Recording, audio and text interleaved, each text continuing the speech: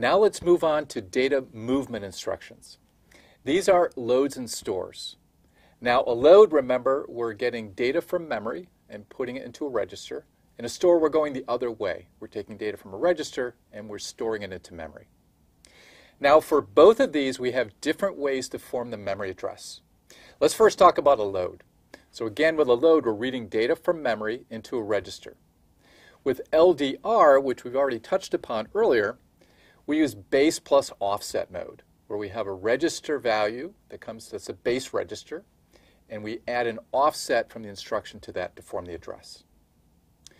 With LD, this uses what's called PC relative mode. Here we're adding the offset to the PC rather than to a base register. And then LDI uses what's called indirect mode, where there are actually several steps in order to get the data. First we get an address, and then we use that to get the data. Now a store has the same type of addressing modes, except we're going the other way with the data. We're writing data from a register to memory. Now the last type of data movement instruction actually doesn't do any movement of data. It's called load effective address. So here we compute an address and we save this into a register. So it's a way of forming an address and saving it away in a register. And it only uses immediate mode, and again, this does not access memory. In base plus offset addressing mode, we specify a register that holds the 16-bit base address.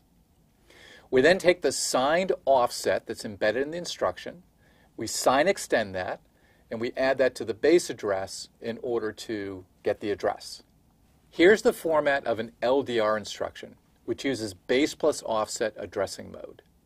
It has opcode 0110. The first thing that we do is we read the base register. The register that we read is indicated by bits 8 through 6.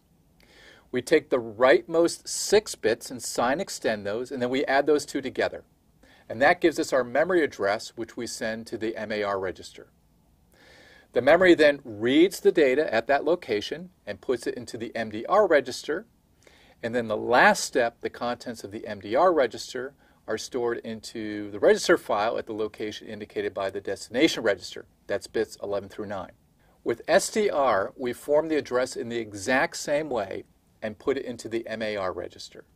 But the difference here is now we're storing data from a register into memory. So the data from the source register gets put into MDR, and then the memory writes that data into the address indicated by MAR.